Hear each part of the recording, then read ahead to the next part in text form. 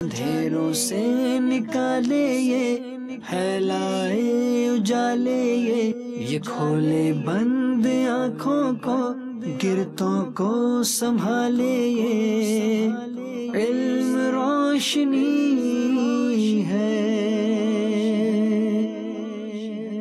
الحمدللہ رب العالمین والصلاة والسلام علی سید المرسلین اما بعد فاعوذ باللہ من الشیطان الرجیم بسم اللہ الرحمن الرحیم الصلاة والسلام علیک یا رسول اللہ الصلاة والسلام علیک یا حبیب اللہ الصلاة والسلام علیک یا نبی اللہ وعلی آلک واصحابک یا نور اللہ۔ آقا دو عالم نور مجسم شاہ بنی آدم صلی اللہ تعالی علیہ وآلہ وسلم کا فرمان عالی شان ہے، جو بندہ مجھ پر ایک مرتبہ درود پاک پڑھتا ہے اللہ تعالیٰ اس پر 10 رحمتیں نازل فرماتا ہے۔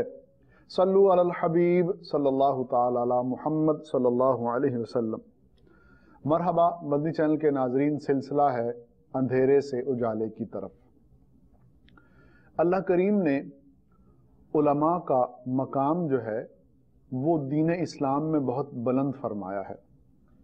اس قوم کی عزت و ناموس کی جو حفاظت ہے اور اس قوم تک اسلام کی تعلیمات کو صحیح طریقے سے پہنچانے کی جو ایک بہت بڑی ذمہ داری ہے وہ آج کے دور میں علماء ہی پوری کر رہے ہیں۔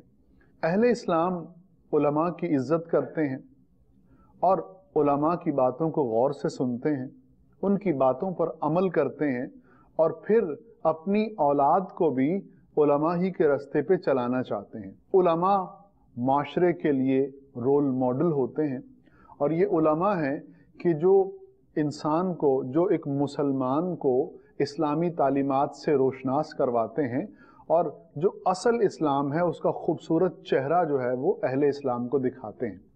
یہ ایک حقیقت ہے، لیکن اس کے ساتھ ایک اور چیز بھی ہمارے معاشرے میں آج کل نظر آتی ہے کہ لوگ اسلام کے بارے میں جب کوئی بات نہیں کر سکتے تو پھر علماء کے حوالے سے جو ہے وہ نیگیٹیوٹی معاشرے میں پھیلانا شروع کر دیتے ہیں۔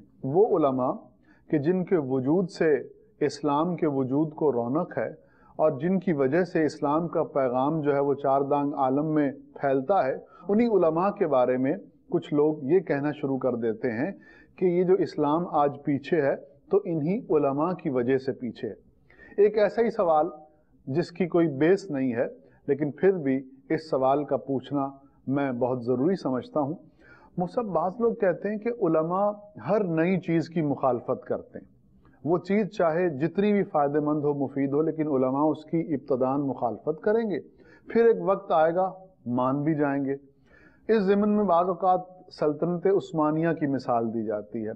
شیخ الاسلام جو اس دور کے تھے ان کے بارے میں کہا جاتا ہے اور یہ کہا جاتا ہے کہ انہوں نے جہاں بہت سی چیزوں کی مخالفت کی ان میں سے ایک پرنٹنگ پریس بھی تھا۔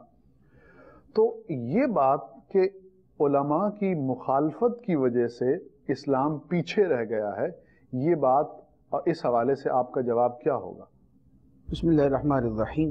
یہ جو آپ نے بات کہی کہ اس طرح کے علماء پر اعتراضات کیے جاتے ہیں، کلام کیا جاتا ہے کہ بھی ہر نئی آنے والی چیز پر یہ اعتراض شروع کر دیتے ہیں، اس کا انکار کر دیتے ہیں، بعد میں مان بھی لیتے ہیں جی۔ اور مثال کے اندر یہ شیخ الاسلام کی جی۔ پرنٹنگ پریس کی مخالفت کرنے کی بات کرتے ہیں۔ اچھا، اس حوالے سے عرض یہ ہے کہ اول تو شیخ الاسلام جو ترکی کے تھے، جو بھی تھے، انہی کے حوالے سے ہم یہ سوال پوچھتے ہیں کہ بھائی وہ نبی تھے یا امتی تھے؟ نبی تو نہیں تھے، جی، ٹھیک ہے، سرکار علیہ الصلوۃ والسلام کے بعد کوئی نبی نیا نہیں آئے گا۔ وہ ایک امتی تھے، عالم تھے، انہوں نے ایک اپنا اجتہاد کیا ہوگا، وہ خطا بھی کر سکتے ہیں اور وہ صحیح بھی بتا سکتے ہیں، لیکن اس مسئلے کے اندر انہوں نے خطا کی۔ اگر یہ وقوع ہوا تو انہوں نے اس کے اندر خطا کی، لیکن یہ کہنا کہ جناب ہر آنے والی چیز کی مخالفت کرتے ہیں، تو بھائی جب یہ جہاز آیا تھا تو اس کی مخالفت کی تھی کہ بھائی اس میں بیٹھنا جائز نہیں، ٹرین آئی تھی تو اس کی مخالفت بہت خوب، کہ کاریں ایجاد ہوئی تھی اس کی مخالفت کی تھی، سائیکل ایجاد ہوا تھا تو کہا تھا نہیں ہم گھوڑے سے نہیں اتریں گے، اونٹ سے نہیں اتریں گے، ٹھیک ہے، موٹر سائیکل ایجاد ہوئی کیا کہتے اس پہ بیٹھنا جائز نہیں ہے، ایسا کچھ بھی نہیں ہے۔ یہ اے سی بنے، یہ فین بنے، کیا ان کی مخالفت کی تھی؟ سائنسی ایجادات کی تعداد جو ہے وہ لاکھوں سے زیادہ ہے، لاکھوں سے زیادہ ہے۔ جی ایسے آپ ذرا لسٹ بنا کے دے دیں کہ علماء نے کن کن چیزوں کے آنے پر ان کی مخالفت کی تھی۔ بہت خوب، بہت خوب۔ اگر 1,00,000 سائنسی چیزیں ایجاد ہوئیں اور علماء نے 10 کی مخالفت کی، تو کیا یہ بات اتنی وقت رکھتی ہے کہ کی بھی جائے؟ بہت خوب۔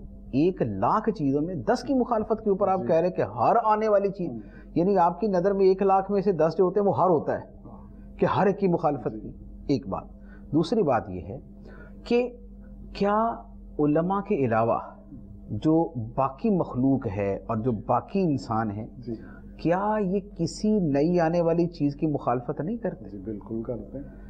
حکومتوں کی پالیسیز بنتی ہیں، یہ شرعی مسائل کے اندر ایک ہوتا ہے کہ شرعی طور پہ جائز، شرعی طور پہ ناجائز، ٹھیک ہے، لیکن جو ملکوں کے اعتبار سے چیزیں ہوتی ہیں اس میں ہوتا ہے جی ملکی قانون کے اعتبار سے جائز، ملکی قانون کے اعتبار سے ناجائز۔ ملک کا قانون اس کی اجازت نہیں دیتا، ملک کا قانون اس کی اجازت دیتا ہے، یہ جملے ہوتے ہیں نا، تو جواز عدم جوازی وہاں پر ہے، جواز عدم جوازی یہاں پر ہے۔ تو پالیسیز بنتی ہیں اور اس کو نافذ کیا جاتا ہے، اس کی وجہ سے بہت ساری چیزوں کو منع کر دیا جاتا ہے، لیکن کچھ عرصے بعد پتہ چلتا ہے کہ نہیں جناب پالیسی غلط ہے، لہٰذا وہ جو عدم جواز ہوتا ہے، ممانعت ہوتی ہے، وہ ختم کر دی جاتی ہے، اجازت دے دی جاتی ہے۔ یہ جتنی بھی مغربی دنیا ہے یہ تو ہر آئے دن کوئی نہ کوئی نیا قانون جواز کا پاس کر رہی ہے، جن کو یہ پہلے اسٹرکٹلی حرام، ناجائز اور غلط سمجھتے تھے اپنے قانون کے اعتبار سے، بلکہ عقل انسانی کے اعتبار سے بھی کہتے تھے کہ اس کی اجازت نہیں ہے، لیکن اب ہر تیسرے دن کبھی اس ملک میں، کبھی اس ملک میں، کبھی اس ملک کے اندر ایسے، ٹھیک ہے۔ ایون کہ یہ جو نقاب وغیرہ کے اوپر پابندیاں دنیا میں لگ رہی، پہلے نقاب کرنے کو یہ جائز سمجھتے تھے اپنے قانون کے اعتبار سے، اب اس کو ناجائز سمجھنا شروع ہو گیا، کچھ عرصے بعد ہو سکتا ہے دوبارہ اس کو جائز سمجھنا شروع ہو جائے۔ تو بھائی یہ جو اختلاف رائے ہوتا ہے کہ ایک رائے آپ قائم کرتے ہیں مختلف دلائل کی روشنی میں، کچھ عرصے بعد آپ کی رائے بدل جاتی ہے، یہ تو دنیاوی چیزوں کے اندر بھی ہوتا ہے، اور اس میں بھی آپ کا رویہ وہی ہوتا ہے کہ آپ اس کے اوپر جب کسی شے کو ملک کا قانون اس کو منع کر دیتا ہے، اسے ناجائز قرار دے دیتا ہے، تو اس پہ سختی اسی طرح کی جاری ہوتی ہے، لیکن جب آپ اس کی اجازت دے دیتے ہیں تو آپ اس کی اجازت دے دیتے ہیں۔ اسی طریقے سے شرعی مسائل کے اندر اجتہاد ہوتا ہے۔ شرعی مسائل دو طرح کے ہیں، ایک وہ ہے جو قرآن حدیث میں صراحت سے آ گیا، یہ صراحتاً خدا کا حکم ہے، یہ صراحتاً اللہ کے رسول صلی اللہ علیہ وسلم کا حکم ہے، اس میں کوئی دوسرا شخص تبدیلی نہیں کر سکتا، وہ زمانے بدلنے سے نہیں بدلے گا، وہ حالات سے نہیں بدلے گا، اس پہ ایز اٹ از عمل کرنا ہوگا۔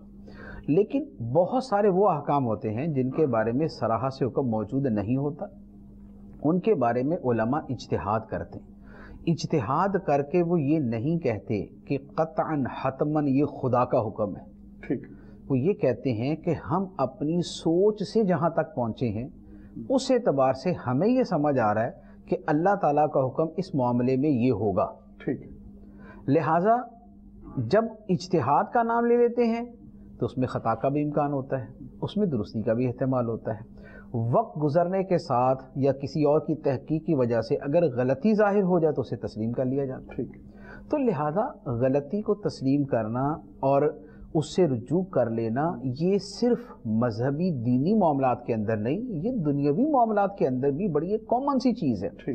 ڈاکٹر کسی مریض کا علاج کرتا ہے، کچھ عرصہ علاج کے بعد اس کو سمجھ آتا ہے کہ میری تشخیص ہی غلط ہے، میں نے اجتہاد کیا، جو ڈاکٹر نے اجتہاد کا مطلب ہے سوچ بچار کرنا، ڈاکٹر یہ سمجھتا ہے کہ یار میں نے جو سوچ بچار کر کے جس نتیجے تک پہنچا وہ نتیجہ میرا غلط تھا، یا میرا مرض کی تشخیص کا نتیجہ درست تھا لیکن اس کے جو حل اور علاج کا میں نے سوچ بچار اجتہاد کیا تھا وہ غلط تھا، لہذا اس کو بدل دیتا ہے۔ یا ایک ڈاکٹر علاج کرتا ہے، دوسرا اس کے برخلاف دوسرا طریقہ تجویز کرتا ہے، یا ایک ہی وقت میں ایک مرض کے لیے 4 ڈاکٹروں کے پاس چلے جائیں، چاروں اس کے ڈیفرنٹ اس کے ریزن بھی بیان کر دیں گے، اس کا طریقہ علاج بھی بدل دیں گے۔ اچھا، چوتھے نمبر پہ ادھر آپ ہومیوپیتھک والے کے پاس چلے جائیں، ادھر ایلوپیتھک کے پاس چلے جائیں، ادھر جو ہے نا وہ آیوویدرک جو ہوتا ہے وہ ان کے پاس چلے جائیں، آپ 3 جگہ جائیں گے، تینوں جگہ آپ کے مرض کے اسباب بھی جدا بیان کریں گے اور اس کا علاج بھی جدا طریقے سے بتا دیں گے۔ ہو سکتا ہے یہ خطا پہ، ہو سکتا ہے وہ خطا پہ، ہو سکتا ہے وہ خطا پہ. تو جہاں پر عقل انسانی کا استعمال ہے وہاں خطا کا احتمال ہوتا ہے. خدا رسول کا جہاں پر فرمان آ گیا وہ حتمی قطعی ہوتا ہے. لہٰذا اگر علماء بھی کسی مسئلے میں اجتہاد کرتے ہیں تو اس میں خطا کا احتمال ہوتا ہے. لیکن بات یہ ہے کہ کسی بات میں خطا کا احتمال ہے یہ اور چیز ہے، اور وہ خطا ہی ہے یہ اور چیز ہے. ٹھیک ہے. آپ یہ نہیں بولیں گے کہ عالم نے کہا ہے نا ہو سکتا خطا کا احتمال ہو، تو بھائی آپ اس سے بہتر سوچ کے لاؤ تو صحیح نا. پھر ٹھیک ہے، آپ دوسرا اجتہاد تو بیان کرو.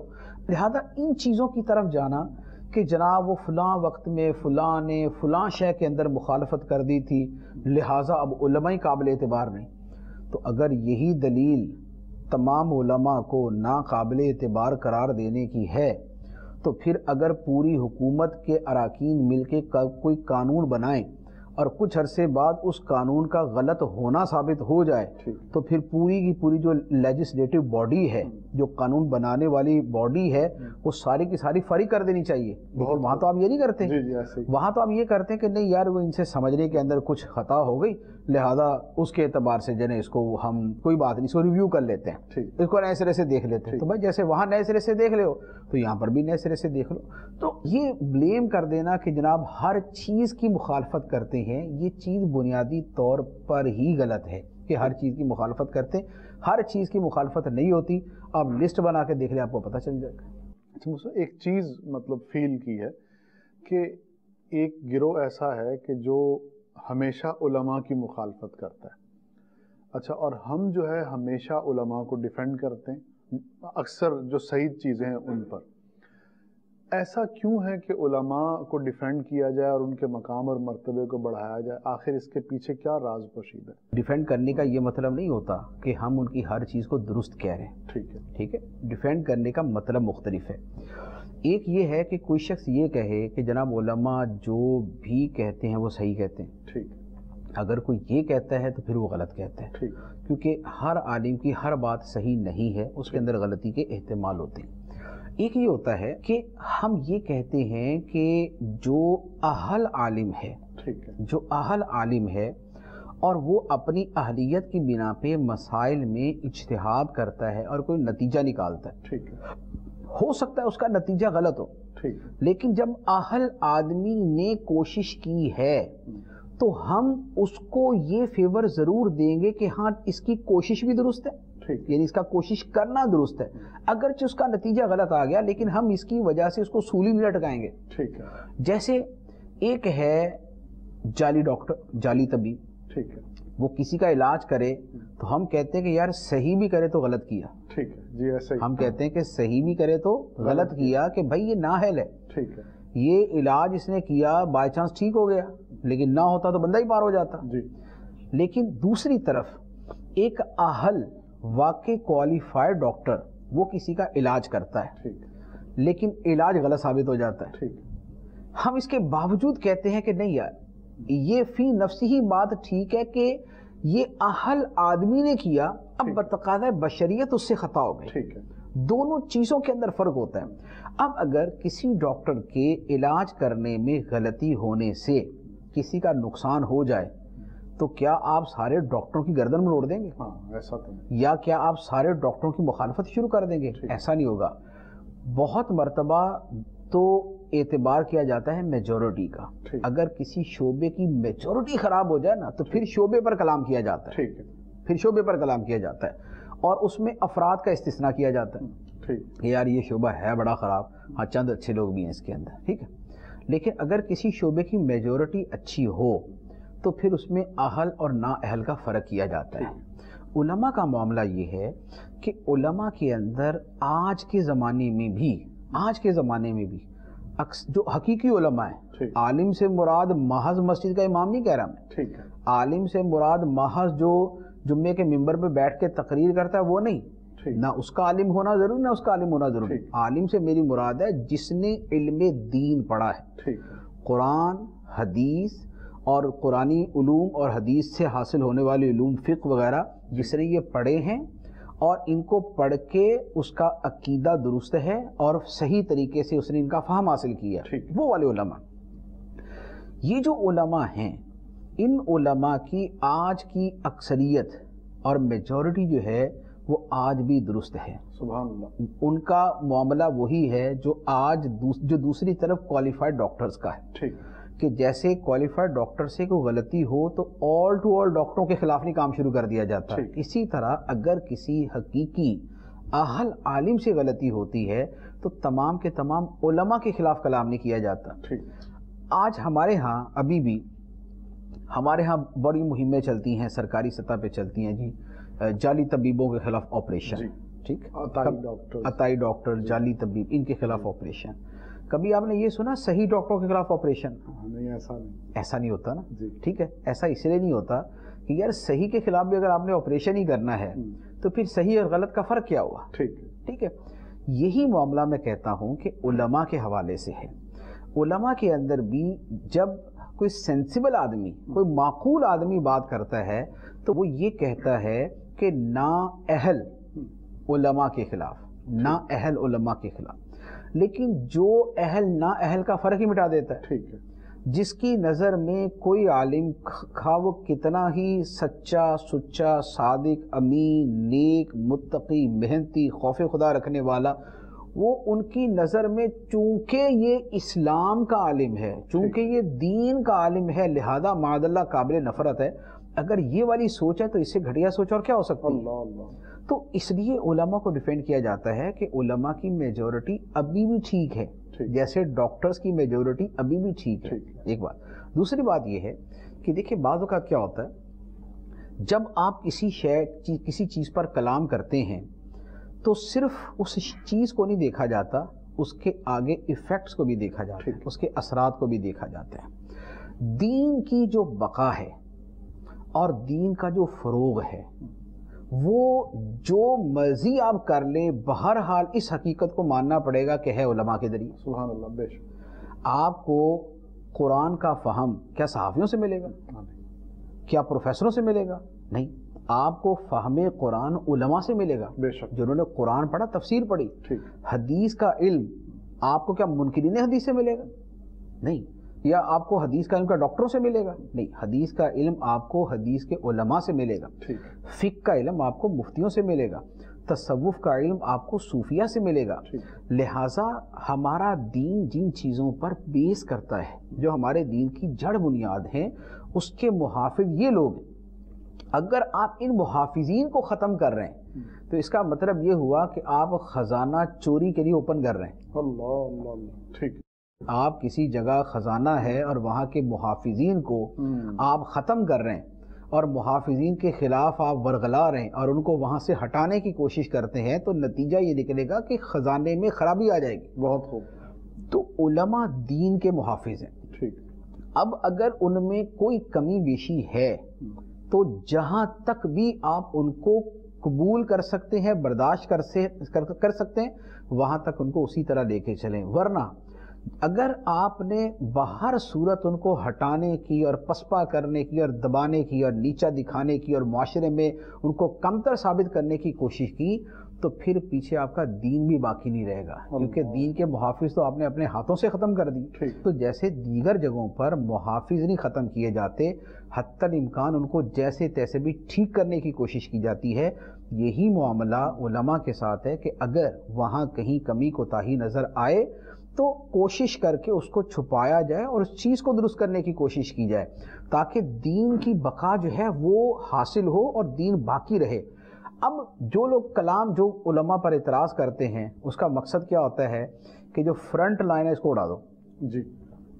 जो उलमा पर इतराज़ करने वाले हैं उनका मेन मकसद ये होता है कि जो ये दीनी बातें बार बार दोहराते रहते हैं, बार बार कुरान हदीस का नाम ले देते हैं, बार बार कुरान की आयतें पढ़ लेते हैं, हदीसें पढ़ देते हैं, बार बार दीन की बातें करते हैं, बार बार इस्लामी तालीमात ले आते हैं, बार बार हमें शर्म हया का दर्स देते हैं, बार बार हमें पर्दे का सिखाते हैं, बार बार हमारी मौसीकी की राह में रुकावट डाल देते हैं, हमें आखिरत की याद दिलाते हैं, हमारे दुनियावी मौज मस्तियों के अंदर रुकावट डालते हैं, हमारी निगाहों की आज़ादियाँ और हमारी दीगर बेहयाइयों की राह में रुकावट बनते हैं। इन लोगों को उड़ा दिया जाए ताकि बाद में ना हमसे कोई पूछने वाला हो, ना कोई हम पे तान करने वाला हो, ना हमें कोई समझाने वाला, और हम बिल्कुल खुल्लम खुल्ला खेलें, जैसा हमारा दिल करे वैसे हम काम करें।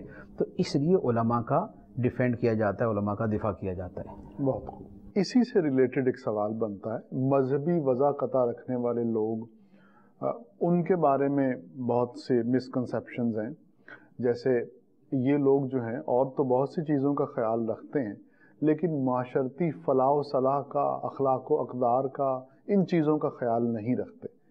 तो ये बात किस हद तक दुरुस्त है? देखिए ये कि मजहबी लोग जो है वो मुआशरे की सलाह व फलाह जी की बात नहीं करते, कोशिश नहीं करते, अखलाक व अक़दार की बात नहीं। जी ये अखलाक व अक़दार तो बड़े शर्मिंदा से अल्फाज है ना, अगर इनकी बात की जाए इस पे तो वैसे ही हमारे एतराज़ करने वाले कहते हैं किधर के अखलाकियात और किधर की अक़दार। ठीक। आलम दोबारा नेस्त, बाबर बायश कोश, आलम दोबारा नेस्त। अल्लाह अल्लाह अल्लाह। तो ये तो खुद ये बातें करने वाले, तो ये बेचारे अखलाक अक़दार के अल्फाज कहाँ से इस्तेमाल कर रहे हैं? ठीक।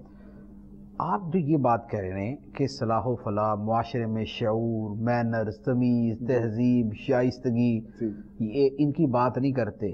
अरे मेरे भाई ये तो वो उल्टा चोर कोतवाल को डांटे का मामला है, यही तो हम रोना रो रहे हैं। अल्लाह अल्लाह। ठीक है। जो दीन के साथ वाबस्ता लोग हैं वो यही तो रोना रोते हैं कि भाई तुम अपने टीवी चैनल्स के ऊपर, अपने स्कूलों कॉलेजों के अंदर तुम सब कुछ सिखाते हो, कुछ अखलाक व अक़दार भी सिखाओ, ठीक, कुछ उनको माशरत भी सिखाओ, को दूसरों के हुकूक भी सिखाओ, को उनको हलाल व हराम की तमीज़ भी सिखाओ, कोई उनको शाइस्तगी और तमीज़ और तहजीब भी सिखाओ।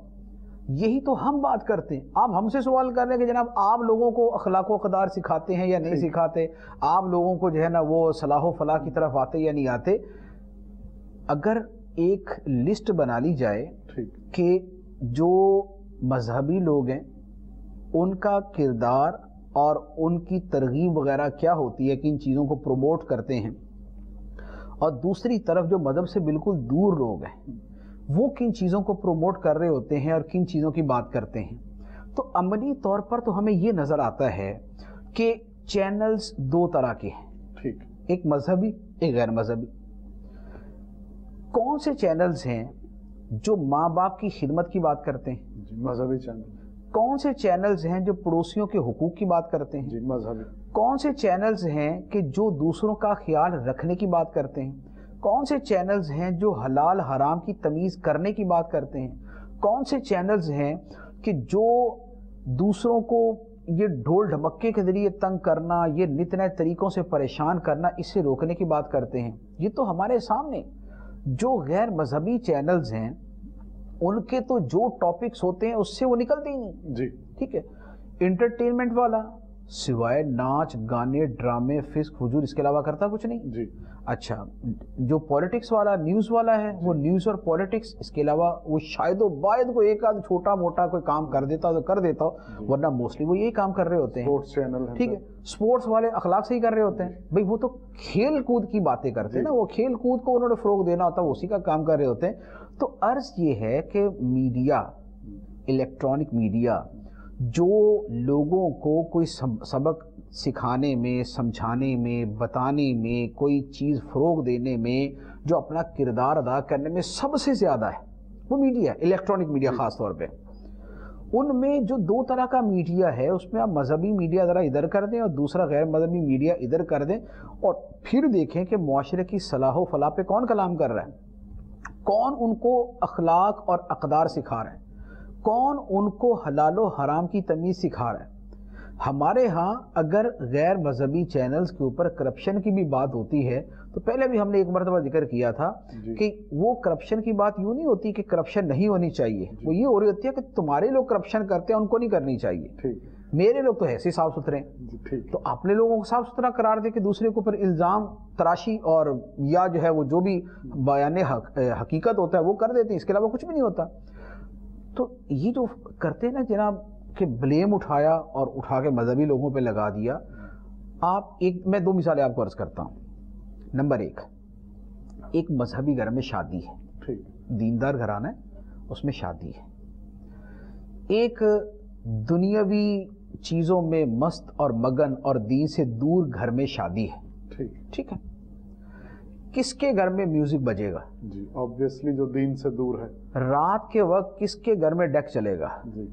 रात के वक्त किसके घर में ढोलकी बजेगी? रात के वक्त किसके घर के अंदर जो है ना वो शोर शराबा होगा? जब बारात जाने लगेगी تو کس کے گھر کی بارات جو جانے لگے گی تو اس کے ساتھ آتش بازی اور طوفان بدتمیزی اور شور شرابہ اور چیخو پکار اور ڈھول ڈمکا ہوگا؟ کس کے بارات کے ساتھ جناب رات کو بھلے وہ 11 بجے جائے 12 بجے باجے بج رہے ہوں گے، رات کے 3 بجے جب بارات واپس آئے گی تو کیا جو دیندار لوگ ہوں گے ان کی بارات واپس محلے میں آ کے آتش بازی کرے گی، یا جو دین سے دور لوگ ہیں ان کی بارات محلے میں آ کے آتش بازی کرے گی؟ یہ لوگ رات کے 3 بجے شور مچائیں گے یا وہ لوگ شور مچائیں گے؟ رات کے 3 بجے یہ لوگوں کا جینا اور سونا حرام کریں گے یا جو مذہب سے دور دین سے دور لوگ ہیں وہ لوگوں کا جینا حرام کریں گے؟ یہ ایک مثال ہے، ذرا دونوں چیزوں کو سامنے رکھ کے آپ دیکھ لیں کہ جو دیندار طبقہ ہے ان میں لوگوں کا خیال، لوگوں کا احساس، دوسرے کو تکلیف نہ پہنچانا، یہ جذبہ ان میں زیادہ ہے یا ان کے اندر زیادہ ہے؟ ٹھیک ہے، یہ میں نے ایک مثال جو ہے وہ شادی کے اعتبار سے بیان کی۔ اچھا، اب دوسری مثال عرض کرتا ہوں۔ آپ کسی دفتر میں چلے جائیں، دفتر کے اندر وہ دفاتر اور وہ آفیسز کہ جہاں پر کرپشن بے تحاشا ہے، ٹھیک، وہاں پر کسی بھی عہدے کے اوپر جو بندہ اپوائنٹ کیا جاتا ہے، لگایا جاتا ہے، نوکری ملتی ہے جسے، اس کو کسی دینی مدرسے کی ڈگری پہ نوکری ملتی ہے یا اسے اسکول کالج یونیورسٹی کی ڈگری پہ نوکری ملتی؟ ایک بات۔ دوسری بات، ہمارے ہاں جو کرپشن عام ہے، آپ ایک کام کریں، ہمارے مثال کے طور پہ ہمارے ملک میں جن لوگوں کے بارے میں مشہور ہے نا کہ یہ کرپشن کرتے ہیں، خواہ ثابت ہے خواہ ثابت نہیں، دونوں صورتوں میں نا، ثابت ہے یا ثابت نہیں، ان سب کی نا تصویریں دیوار پہ لگا دیں۔ ٹھیک ہے، ایک دیوار کے کونے سے لے کے دوسرے دیوار کے کونے تک جن لوگوں نے، جن کی ثابت شدہ کرپشن ہے اور جن پر کرپشن کا الزام ہے، ان سب کی تصویریں لگا دیں۔ اس میں دیندار لوگوں کو ذرا علیحدہ کر دیں اور جو دین سے دور لوگ ہیں ان کو علیحدہ کر دیں۔ ان میں دینی تعلیم والی تصویریں علیحدہ کر دیں ان لوگوں کی، اور جن کی دنیاوی تعلیم ہے ان کی ذرا تصویریں علیحدہ کر دیں۔ پھر دیکھیے گا کہ یہ کرپشن کی لسٹ کے اندر کتنے مذہبی چہرے والے ہیں اور کتنے دوسرے لوگ ہیں، کتنے مذہبی وضاقتہ والے ہیں اور کتنے دوسرے لوگ ہیں، کتنے دینی تعلیم والے ہیں اور کتنے دنیاوی تعلیم والے ہیں۔ یہ ذرا آپ بالکل ایکسپیریمنٹ کر لیں، پچھلے 10 سال کی اخباریں نکال لیں، ہر بندہ جس پہ کرپشن ثابت ہو چکی، اصل تو وہی ہے کرپٹ، جس پہ ثابت نہیں ہوئی ہے اس کو تو نہیں کہہ سکتے۔ آپ دونوں میں سے جو مرضی لسٹ لے لیں، جس پر الزام ہے وہ بھی لے لیں یا جس پہ ثابت ہے وہ بھی لے لیں، اور دونوں کی لسٹ نکال کے دیکھ لیں کہ معاشرے کے اندر کرپٹ کون ہے۔ معاشرے کے اندر اب کیا کرپشن کوئی چیز نہیں؟ آپ کہتے ہیں کہ جناب مذہبی لوگ معاشرے کی صلاح و فلاح پر توجہ نہیں دیتے، تو یہ بھی اللہ تعالیٰ کا شکر ہے کہ وہ کرپشن پہ بھی توجہ نہیں دیتے، یا مراد یہ کہ کرپشن نہیں کرتے۔ آپ کی جو کرپشن کرنے والوں کی لسٹ ہے وہ ذرا دیکھ لیں۔ آپ ذرا اداروں کے نام لکھ لیں، یہ دوسری لسٹ میں آپ کو دیتا ہوں۔ جو ادارے کرپشن میں مشہور ہیں، وہ دینی ادارے ہیں یا وہ دنیاوی ادارے ہیں؟ آپ ذرا ان کی بھی لسٹ بنا لیں اور ان کا بھی دیکھ لیں۔ آپ افراد لیں گے، آپ کو جو دیندار لوگ ہوں گے نا، اصل میں ہوتا کیا ہے، دیندار آدمی قرآن پڑھتا ہے، دیندار آدمی حدیثیں پڑھتا ہے، دیندار آدمی علماء کے پاس بیٹھتا ہے، دیندار آدمی علماء کا واعظ سنتا ہے، دیندار آدمی کو پتہ ہے، اس کا ایمان تو خیر سب کا ہوتا ہے، لیکن اس کو احساس ہوتا ہے کہ یار مجھے مرنا ہے، خدا کی بارگاہ میں حساب دینا۔ لہذا ان چیزوں کی وجہ سے وہ قرآن سن کے، وہ حدیث سن کے، وہ بزرگان دین کی سیرت سن کے، وہ صوفیہ کرام کی باتیں پڑھ کے، وہ نیک لوگوں کی صحبت میں بیٹھ کے، وہ نیک اجتماع میں جانے کی وجہ سے، وہ فکر آخرت کی وجہ سے، وہ قبر کی آخرت کی فکر کی وجہ سے، وہ جنت جہنم کے بارے میں سننے پڑھنے کی وجہ سے، وہ دوسروں کو تکلیف دینے سے بھی بچ رہا ہوتا ہے، وہ دوسروں کا مال کھانے سے بھی بچ رہا ہوتا ہے، وہ لوٹ مار کرنے سے بھی بچ رہا ہوتا ہے۔ آپ کو مذہبی آدمی ڈاکو نہیں ملے گا، سبحان اللہ، لیکن پڑھے لکھے ڈاکو بہت مل جائیں گے۔ آپ کو مذہبی لوگ چور نہیں ملیں گے، آپ کو پڑھے لکھے بہت چور ملیں گے۔ آپ کو مذہبی لوگ کرپٹ نہیں ملیں گے یا بہت کم ملیں گے، لیکن دوسرے بابو لوگ آپ کو بہت مل جائیں گے۔ جو بلکہ ابھی کچھ عرصہ پہلے ایک اخباری صحافی نے ایک مضمون لکھا ہوا تھا کہ ہمارے ملک کو پڑھے لکھوں نے برباد کیا، اس کے مضمون کا عنوان یہ تھا، اور اس کے بعد اس نے جو نام دیے تھے نا، اب نام تو ہم بیان نہیں کر سکتے، لیکن جو اس نے نام دیے تھے کہ ہمارے ملک میں جن لوگوں نے خود کرپشن کی یا جن کے آنے کے بعد کرپشن کو فروغ ملا، ان میں اکثریت فورن کوالیفائڈ، یعنی کہ بیرون ملک سے اعلیٰ تعلیم حاصل کر کے آنے والے، وہ بیرون ملک سے اعلیٰ تعلیم پتہ نہیں اسی کی حاصل کر کے آتے ہیں کہ کرپشن کیسے کرنی ہے، حالانکہ ان ملکوں کے اندر ان کی اعلیٰ تعلیم جو وہاں کے لوگ ہیں ان کو تو یہ نہیں سکھا رہی ہوتی، لیکن ہمارے والے پتہ نہیں کون سے گر سیکھ کے آتے ہیں کہ اعلیٰ تعلیم یافتہ اور اعلیٰ کرپشن یافتہ ہوتا ہے، وہ اعلیٰ ہی جو ہے نا وہ چوریاں کر رہا ہوتا ہے، وہ اعلیٰ درجے کی جو ہے نا وہ لوٹ مار کر رہا ہوتا ہے۔ تو یہ الزام کدھر کا اور اٹھا کے کدھر کر دیا؟ میں نے اس لیے جملہ بولا تھا کہ یہ سوال کہ جناب دیندار لوگ، مذہبی وضاقتہ والے لوگ یہ تو معاشرے کے اندر کچھ نہیں کرتے، ہاں ٹھیک ہے نا، معاشرے میں نہیں کرپشن کرتے، یہ معاشرے میں نہیں چوریاں کرتے، یہ معاشرے میں نہیں ڈکیتیاں کرتے، اگر یہ نہیں کر رہے تو 1000 مرتبہ کہتے کہ یہ نہ کرے، اور اگر آپ یہ بات کرتے ہیں کہ یہ لوگوں کی صلاح فلاح اور ان کو جو ہے وہ تمیز تہذیب سکھانے کے اعتبار سے بات نہیں کرتے، تو مذہبی لوگ ہی وہ ہوتے ہیں جن کی شادیوں میں پورا محلہ پورا ہفتہ اپنی نیندیں خراب اور تباہ نہیں کر رہا ہوتا، جس میں مریض پریشان نہیں ہوتے، جس میں عورتیں رات کو سوتی ہیں، جس میں مرد رات کو سوتے ہیں، جس میں بچے رات کو سو پاتے ہیں، جس میں بوڑھے رات کو سو پاتے ہیں، جس میں مریض رات کو سو پاتے ہیں۔ ورنہ دوسرے لوگوں کا جو حال ہے تو جس محلے میں شادی ہے جا کے دیکھ لیں آپ ذرا، ہر بندہ جو جہاں رہتا ہے اس کو پتہ میرے گلی میں شادی ہوتی تو کیا ہوتا ہے، کیسا دھوم دھڑکا ہوتا ہے اور کیسا لوگ پریشان ہوتے ہیں۔ تو لہٰذا یہ الٹا چور کوتوال کو ڈانٹے والا حساب ہے۔ ایک مصعب، آپ کی پرسنل زندگی، جیسے ماشاءاللہ آپ نے بہت سفر کیا ہے، بہت ملکوں میں گئے ہیں آپ، اور زمانہ طالب علمی سے جو ہے وہ آپ ایک دوسرے شہر میں جا کے پڑھتے رہے ہیں، پھر آپ دینی دعوت کے لیے یا مدنی قافلوں میں سفر کرنے کے لیے مختلف ممالک میں جاتے ہیں، آپ نے بہت سے معاشرے دیکھے۔ میں یہاں پہ اپنے معاشرے کی بات کروں گا۔ ہمارے معاشرے کو شعور کی اور مینرز کی ضرورت ہے، تو آپ کا جو اپنا پرسنل ویژن ہے وہ کیا کہتا ہے کہ ہمیں کتنی ضرورت ہے؟ دیکھیں جتنی ضرورت ہے اس کے لیے تو صرف آپ گھر سے نکلیں اور روڈ کے اوپر چلے جائیں اور آپ سڑک کے اوپر گاڑی چلا کے موٹر سائیکل چلا کے دیکھ لیں، اور صرف لوگوں کی جو بد تہذیبیاں ہیں ان کو نوٹ کریں۔ اچھا، اگر آپ کا موڈ گھر سے نکل کے روڈ پہ جانے کا نہیں ہے تو صرف گھر کے باہر کھڑے ہو جائیں، ٹھیک ہے۔ اگر گھر سے بھی باہر نکلنے کا دل نہ کرے تو صرف گھر میں لیٹے لیٹے جو ہے نا وہ پڑوسیوں کی باتیں سن لیں، آپ ان کا شور شرابہ سن لیں۔ آپ کو ہر جگہ آپ کو نظر آئے گا کہ اگر تو آپ تھوڑا سا حساس طبیعت کے آدمی ہیں نا تو آپ دعا ہی کرتے رہیں گے کہ یا اللہ ان کو شعور دے دے، یا اللہ ان کو تمیز، یا اللہ ان کو تہذیب دے دے، یا اللہ ان کی ایذا سے مجھے بچا۔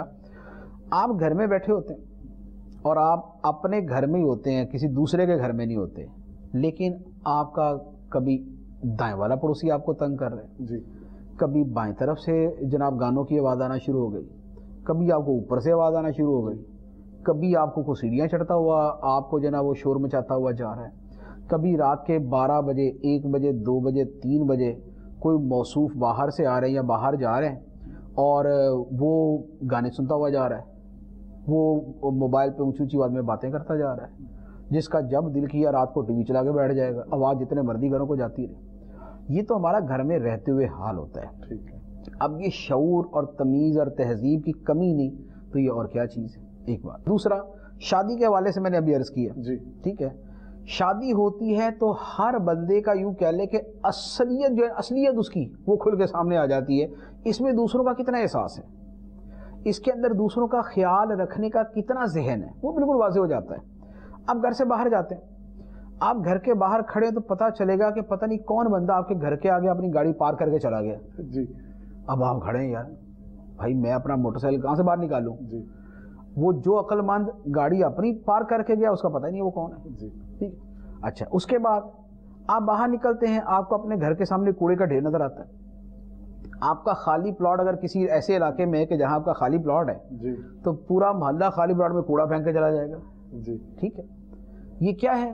شعور کی کمی ہے، تمیز تہذیب کی کمی ہے۔ اچھا اس کے بعد آپ گلی میں کھڑے ہو کے دیکھ لیں 13 سال 14 سال کا بچہ موٹر سائیکل چلا رہا ہے جی جس کو الاؤ نہیں ہے قانونی طور پہ، جی اور وہ ایسا چلا رہا ہے کہ جیسا کہ وہ کسی ریس کے اندر حصہ لے رہا ہے۔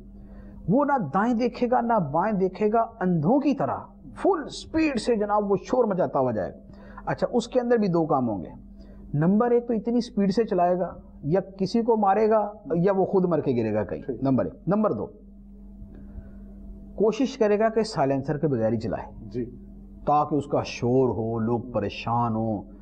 یہ ہماری گلی سے گزرنے والوں کے شعور اور تمیز کا حال ہے۔ اچھا اس کے بعد جس شخص کے پاس کار ہے، ٹھیک، وہ کار والے صاحب رات کے 12 بجے 1 بجے 2 بجے جب کہیں سے واپس آئیں گے تو پوری آواز سے گاڑی میں گانے چلائے ہوئے، جی ٹھیک ہے، اور گاڑی آ کے کھڑی ہوئی ہے، آدھا منٹ اس کو لگے گا رکنے میں، بند کرنے میں، یعنی وہ کرتا ہے نا، اتنی دیر میں پوری آواز کے اندر موسیقی یا وہ جو اس کے اندر بفر جو وہ چل رہا ہوتا ہے نا وہ چل رہا ہوگا، تو اتنی دیر میں پتہ نہیں کتنے پڑوسیوں کو وہ نیند خراب کر دے گا۔ اچھا پھر کئی مہربان وہ ہوں گے جن کی صبح گاڑی سٹارٹ نہیں ہوتی، ٹھیک ہے، اب انہوں نے صبح 8 بجے جانا ہے، آفس جانا ہے، آدھا محلہ سو رہا ہے، بھائی صاحب اپنی گاڑی کو لے کے کھڑے ہیں، اگر موٹر سائیکل ہے تو ککیں مار مار کے وہ لگ رہا تھا لوگوں لاتے مار رہے ہیں۔ اچھا اگر اس کی کار ہے وہ کار کھی کر کے پھر رو پڑتی ہے اور کھی کر کے پھر چپ ہو جاتی ہے، وہ بھائی اس کو صحیح کرا لو نا یار۔ ٹھیک، اچھا خاص طور پہ جن کے پاس سوزوکی ہوگی ٹھیک ہے، ان کی ذرا آوازیں سن لیں آپ، یعنی آل ٹو آل ٹولہ جو یہ سوزوکی ہے نا ان کا تقریباً یہ حال ہوتا ہے۔ ٹھیک، اچھا اس کے بعد اب آپ ذرا روڈ پہ آ جائیں، ٹھیک ہے، اگر تو آپ جیسے ہم کراچی میں رہتے ہیں، کراچی میں منی بسوں کے ڈرائیور، ٹھیک ہے، ان کے شعور کو جانچنے کے لیے کوئی پی ایچ ڈی کیا میرے خیال کو پہلی کلاس میں نہیں پڑھنے کی ضرورت ہے۔ ٹھیک ہے، آپ کھڑے ہو کے دیکھ لیں آپ روڈ کے اوپر کیسے جا رہے ہیں۔ اچھا پھر یعنی آپ یہ ساری چیزیں آپ کے سامنے آتی ہیں جس سے آپ کو پتہ چلتا ہے یار ہمارے شعور کا حال کیا ہے۔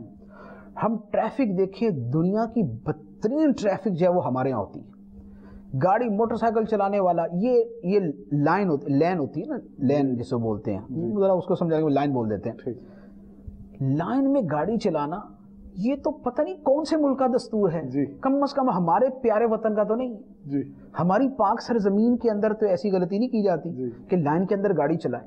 موٹر سائیکل والا اس لائن میں گاڑی چلا رہا ہوتا ہے جو اوورٹیک کے لیے ہوتی، ٹھیک ہے، جہاں سے صرف پاس کر کے کراس کر کے آگے نکلے نا، بائک والا اس کے اوپر لائن کے اوپر جا رہا ہوتا ہے، وہ اس لائن پہ اس کو کہتے ہیں لائن میں چلو، وہ پتہ نہیں سمجھ رہا ہوتا ہے کہ وہ جو دائیں طرف وائٹ سی لائن کھینچی ہوئی ہے نا اس کے اوپر چلنا ہے، تو وہ پورا اس لائن کے اوپر چل رہا ہوتا ہے۔ اچھا اور اسی لین میں کہ جو اوورٹیک کے لیے ہے اسی میں گدا گاڑی جا رہی ہوتی ہے، جی، گدا گاڑی والے بھی اسی کے اندر ہوگا۔ اچھا اس کے بعد اسی لائن کے اندر وہ بندہ ہوگا جو کسی سوچ کے اندر گاڑی چلا رہا ہے، ٹھیک ہے، تو وہ ہولے ہولے آہستہ آہستہ دھیرے دھیرے انجوائے کرتا ہوا وہ اس لائن کے اندر گاڑی چلا رہا ہوتا ہے، پیچھے پورا جناب وہ پورا شہر اس کے روکا ہوا ہے کہ بھائی صاحب آگے چلائیں تو ہم بھی گاڑی چلائیں، وہ پتہ نہیں کیا کون سی موج مستی کے اندر ہوتا ہے، کون سا اس کا پرائز بانڈ نکلا ہوتا ہے، تو وہ خوشی کے اندر آہستہ آہستہ ایسے چلا رہا ہوتا ہے، وہ لگا ہوتا ہے۔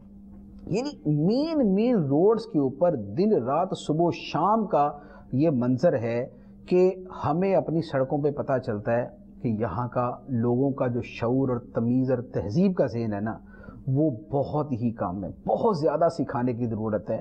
ہم صفائی کا حال دیکھ لیں یہ معاملہ ہے، ہم خوشی کے اپنے فنکشنز دیکھ لیں ہمارا یہ معاملہ ہے، ہم اپنے جو ہے وہ گلیوں کا حال دیکھ لیں ہمارا یہ معاملہ ہے۔ ہم مکان تعمیر کریں گے تو مکان تعمیر ہم کریں گے نہیں جب تک 3 مہینے اپنے پوری گلی کو پریشان نہ کریں، جی، ہمارا سیمنٹ بجری روڑے پتھر ملبہ ہر چیز ہم گلی کے اندر پھینکیں گے، گلی بند ہے جناب 3 مہینے کے لیے، اچھا پھر مکان تو تعمیر ہو گیا ملبہ پھر نہیں اٹھانا۔ جی، تو یہ چیزیں یہ بتاتی ہیں کہ ہمارے ہاں شعور نام کی چیز کتنی ہے، ہمارے ہاں تہذیب کتنی ہے۔ میں ابھی چند دن پہلے ایک ہاسپٹل میں گیا، اب ہاسپٹل اور ایمرجنسی کے اس کے سامنے میں بیٹھا ہوا تھا، ہاسپٹل کے بالکل ان سائڈ ایمرجنسی کے سامنے دائیں بائیں 2 بندے بیٹھے ہوئے، موبائل کے اندر جو ہے وہ گانے لگا کے بیٹھے ہوئے، ادھر والا بھی ادھر والا بھی۔ وہ سامنے بھائی ایمرجنسی میں مریضوں کا کیا حال ہے بیچارے، کیا ان کا اندر تکلیف میں ہیں، ان کو احساس ہی کوئی نہیں.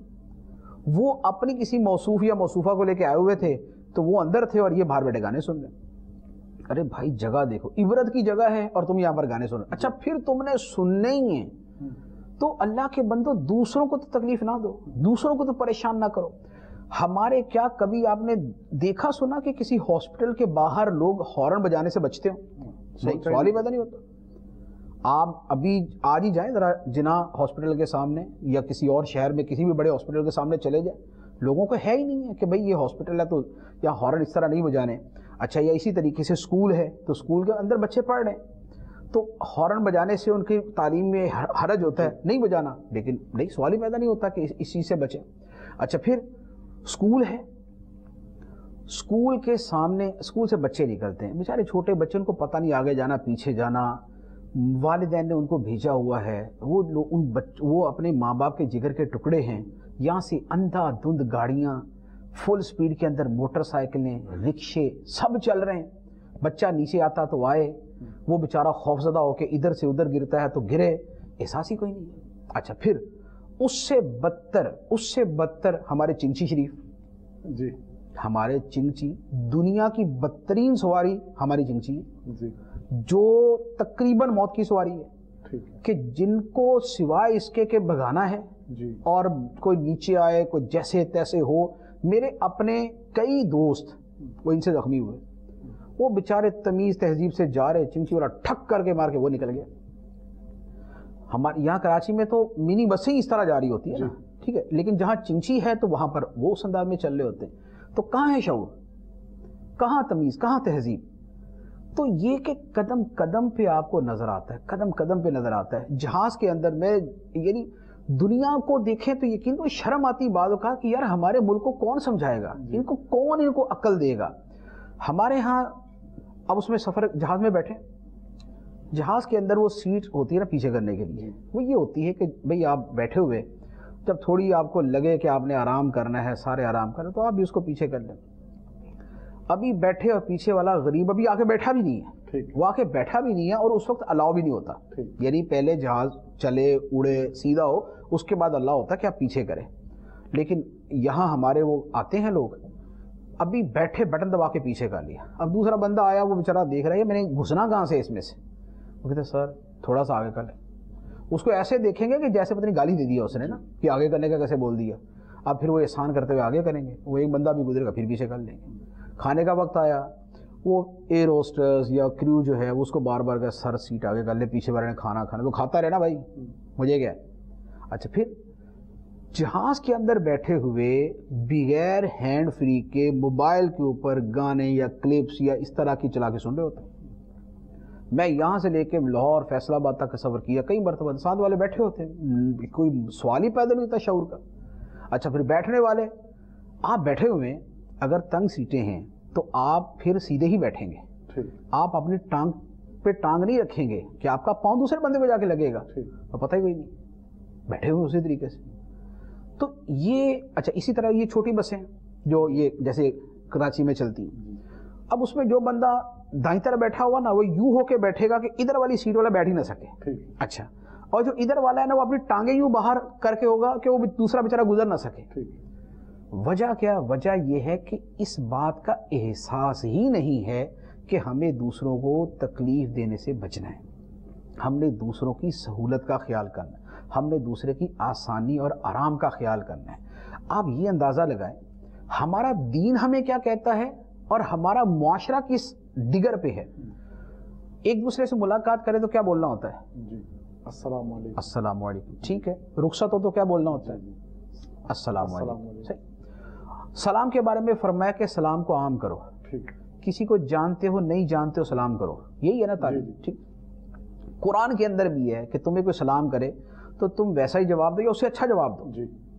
احادیث میں بھی فرمایا گیا سلام کرنا سنت ہے، جواب دینا واجب. یہ سارے احکام. یہ جو ہم کہتے ہیں السلام علیکم، اس کا مطلب کیا ہوتا ہے؟ اس کا مطلب ہوتا ہے تم پر سلامتی ہو. سبحان اللہ. اس کا ترجمہ یہی ہے نا، تم پر سلامتی ہو. اور علماء نے فرمایا کہ جب کسی کو سلام کریں تو اس میں نیت یہ کریں کہ میں تمہیں سلامتی کی دعا دیتا ہوں، تمہاری جان، مال اور عزت میری طرف سے سلامتی میں ہے۔ سبحان اللہ۔ یعنی میری طرف سے تمہاری جان کو، تمہارے مال کو، تمہاری عزت کو کوئی نقصان نہیں پہنچے گا، کوئی تکلیف نہیں آئے گی۔ یہ چیز ہے جو ہمیں ہمارے دین نے ہر بندے سے ملتے وقت کی سکھائی۔ بے شک ہمارا دین تو سلامتی سلامتی سلامتی یعنی میں آپ سے ملوں اور میں آپ کو اس کا مطلب کہ پہلا جملہ یہ کہہ رہا ہوں کہ آپ بے فکر رہیں، میری طرف سے آپ کی جان مال عزت کو کوئی تکلیف نہیں پہنچے گی۔ سبحان اللہ۔ اور کر کیا رہیں؟ کر وہ رہیں جو ابھی میں نے بیان کیا۔ نہ گھر کے اندر ہم پڑوسی کو چین سے جو نا وہ جینے دیتے ہیں، نہ گھر سے باہر نکل کے ہم دوسروں کو جو نا احساس کرتے ہیں، نہ روڈ پہ آ کے ہم دوسروں کا احساس کر رہے ہیں، نہ ہم ہاسپٹل میں، نہ سفر کے اندر، نہ کسی اور جگہ۔ تو بھائی ہم تو قدم قدم پہ دوسرے کو تکلیف دے رہے ہیں۔ تو ہمارا دین تو ہمیں سلام سکھا رہا تھا کہ تم سلامتی والے بنو، سلامتی پھیلاؤ، سلامتی کی نیت کرو، دوسرے کو اپنے ہاتھ زبان سے سلامتی میں رکھو، تکلیف نہ پہنچے تمہیں۔ سبحان اللہ۔ یہ ایک نقطہ جو ہمارے دین کا ہے کہ قدم قدم پر تم نے سلامتی کا خیال رکھنا ہے، قدم قدم پر تم نے دوسرے کا خیال کرنا ہے۔ اگر صرف دین اسلام کے خوبصورت اصولوں میں سے اس ایک اصول کو لے لیا جائے، پورے کا پورا معاشرہ ٹھیک ہو جائے۔ سبحان اللہ۔ ہم یہ کہتے ہیں کہ جناب وہ فلاں یورپ کے ملک کے اندر بڑا سکون ہے، پڑوسی تنگ نہیں کرتے، ٹریفک کے قوانین فلاں قوانین فلاں۔ ارے بھائی وہ ہمارے ایک لفظ سلام کے پیچھے ہیں۔ اللہ اللہ اللہ۔ بہت لیکن پرابلم یہ ہے کہ ہم نے لفظ سلام لے لیا، انہوں نے عمل سلام لے لیا۔ اللہ اللہ۔ انہوں نے عملاً سلامتی دینا شروع کر دی، اور ہم نے لفظ سلام تو لے لیا اور عملی طور پہ لوگوں کا جو ہے وہ جینا تنگ کر دیا۔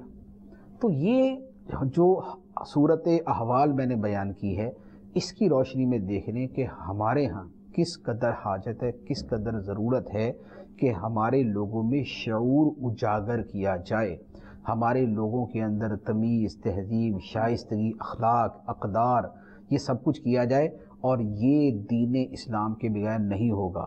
مسلمان ہے جدا ترکیب میں قوم رسول ہاشمی، یہ قوم رسول ہاشمی جو ہے اس کو دین اسلام کی غذا دے کے ہی آپ سیدھے ٹریک پہ چلا سکتے ہیں۔ آپ بول رہے ہیں کہ جناب نہیں، ہم جناب انگریزوں سے جناب وہ امپورٹ کریں گے اور ہم جناب فلاں مغربی ملکوں سے امپورٹ کر کے قوم کو تمیز تہذیب سکھائیں گے، یہ ان کے ہاضمے میں نہیں آئے گی۔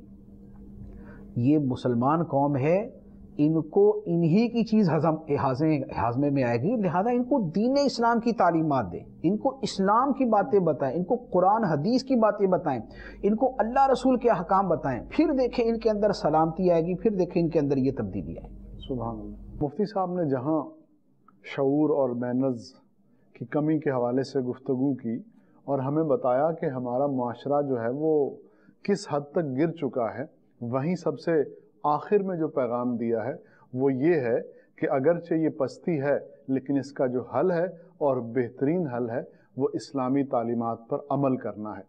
ہمارے دین اسلام نے ہمیں الحمدللہ زندگی کے کسی بھی معاملے میں بغیر ہدایت اور تعلیم کے نہیں چھوڑا۔ الحمدللہ ہر معاملے پر ہمیں وہ ہدایت دیتا ہے۔ اب وہ ہدایات اجمالاً ہوں یا تفصیلاً ہوں، علماء جو ہے اس کو بڑے احسن طریقے سے ہمارے سامنے پیش کرتے ہیں، اور اگر ہم دین اسلام کو صحیح معنوں میں سمجھنا شروع کر دیں، علماء کی صحبت کو اختیار کر لیں، دیندار طبقے کے ساتھ اٹھنا بیٹھنا شروع کر دیں، تو انشاءاللہ وہ دن دور نہیں کہ انفرادی سطح پر بھی اور اجتماعی سطح پر بھی ہم ایک بہتر کردار کے حامل افراد یا قوم بن جائیں گے، اور انشاءاللہ ہم دوبارہ اپنی اس عظمت رفتہ کو پالیں گے جس کا ہمیں کافی دیر سے انتظار ہے اور جس کی آج ہمیں بہت زیادہ ضرورت ہے۔ مدنی چینل کے ناظرین، اسی حوالے سے میں عرض کروں گا کہ ایک بہت خوبصورت رسالہ ہے احترام مسلم۔ اس رسالے میں آپ کو شعور اور مینرز کے حوالے سے اور بالخصوص دوسرے مسلمانوں کے ساتھ ہمارا بیہیویئر کیسا ہونا چاہیے، ایک مسلمان کا دوسرے مسلمان کے ساتھ کیسا تعلق ہونا چاہیے، اور معاشرے میں بسنے والے مسلمان ایک دوسرے کے ساتھ کیسے کوآپریٹ کر کے معاشرے کو ایک خوبصورت معاشرہ بنا سکتے ہیں، یہ تمام چیزیں آپ اس رسالے میں دیکھ سکتے ہیں۔ دعوت اسلامی کی آفیشیل ویب سائٹ پر یہ رسالہ موجود ہے، وہاں سے free of cost download بھی کیا جا سکتا ہے۔ اللہ کریم ہمیں اسلامی تعلیمات کو صحیح معنوں میں سمجھنے اور ان پر عمل کرنے کی توفیق عطا فرمائے۔ صلو علی الحبیب صلی اللہ تعالی علی محمد صلی اللہ علیہ وسلم۔ اندھیروں سے نکالے یہ پھیلائے اجالے یہ کھولے بند آنکھوں کو گرتوں کو سنبھالے یہ علم روشنی